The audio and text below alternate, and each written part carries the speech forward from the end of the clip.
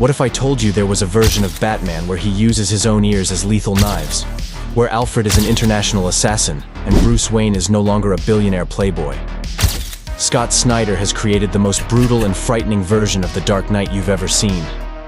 A Batman who doesn't kill, but has no problem making his enemies bleed. Over the next few minutes, I'm going to show you why this story is making every Batman fan lose sleep. And trust me, after this review, you'll never look at Batman the same way again. I'm not dead. I am the nightmare that never ends. And this city is mine. Now let's dive into the 3 changes that will truly make your jaw drop. And no, I'm not exaggerating. Get ready, because this story alters everything you know about Batman. First change. Forget about Wayne Manor and the billionaire fortune. In this story, Bruce Wayne comes from a hardworking family. His father, a dedicated teacher who died protecting his students.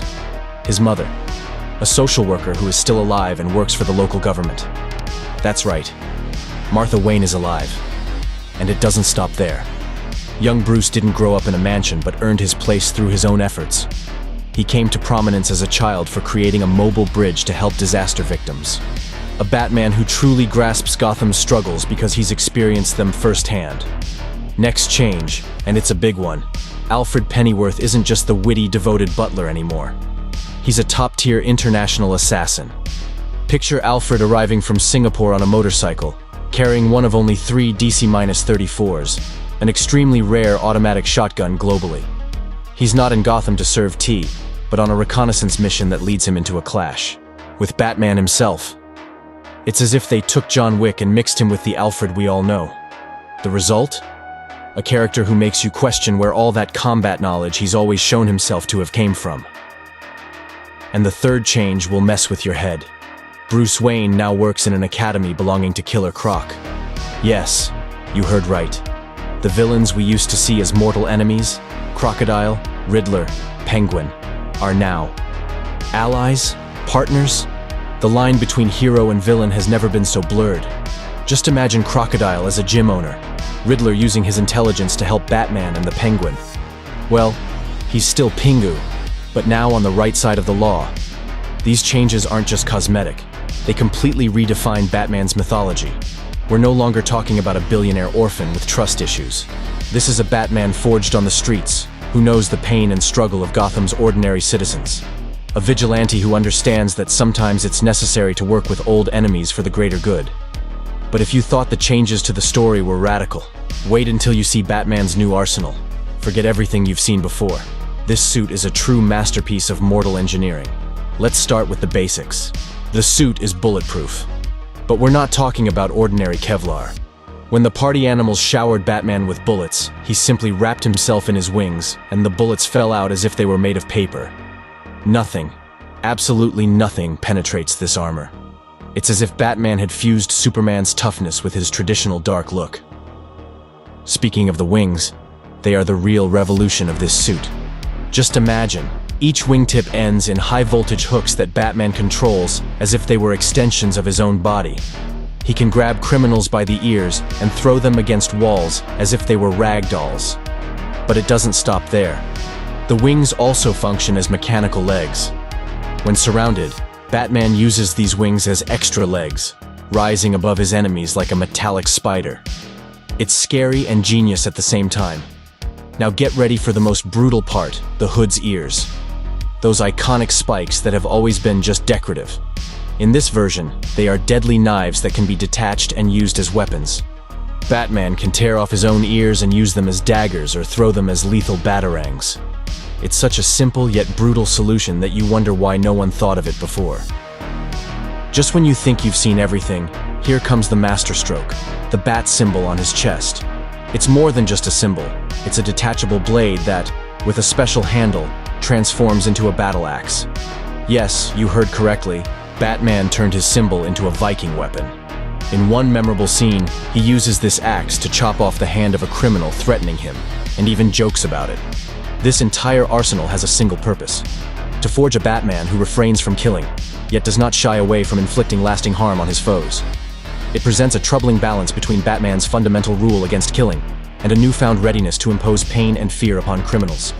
Each weapon, every alteration to the costume, has been meticulously crafted to enhance not only Batman's effectiveness, but also the dread he instills. This is not merely the Dark Knight anymore. This is a living nightmare for Gotham's criminals.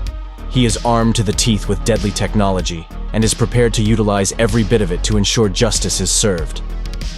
At the core of this reimagined Gotham City, new threats arise that make the classic villains seem like child's play. The party animals are not simply another group of criminals. They are a formidable force of pure terror. Imagine that. They burn down an entire building and dance while people burn to death inside. Wearing skull masks, they have turned Gotham into a macabre playground, raising the death rate by a staggering 700% in just 3 months. But here's the twist. These masks are no mere disguise. Inside them is a sinister technology, a circuit that connects each member to the true maestro of this horror show, Black Mask. Roman Sionis, the man behind the Black Mask, has evolved far beyond the gangster we used to know. In this version, he possesses powers of mind control that extend through the material of the masks. Each partygoer is a puppet in his bloody theater, connected directly to his corrupted will. Unlike traditional Batman villains, who usually work alone or with small groups, Black Mask commanded a veritable army. During the assault on City Hall, a multitude of partygoers suddenly appear, resembling an unstoppable wave of well-coordinated chaos. Most alarmingly, there are signs that Black Mask could be just a single component in an even larger scheme. The circuits on the masks indicate a far more complex operation than what a simple criminal could manage. In conclusion, Scott Snyder's absolute Batman is far more than just another reinvention. It's a total transformation in the Dark Knight's essence. This Batman wasn't born into luxury, but was shaped by Gotham's streets. A vigilante who knows that to combat monsters, you sometimes need to release your own inner beast. This version defies almost every rule set in the past 80 years. A lethal Alfred, a living mother, alliances with past foes, and a suit that makes Batman a true combat machine. But most importantly, it retains the essence of what makes Batman Batman. His unwavering determination to protect Gotham, no matter the cost. What does this mean for the future of the character?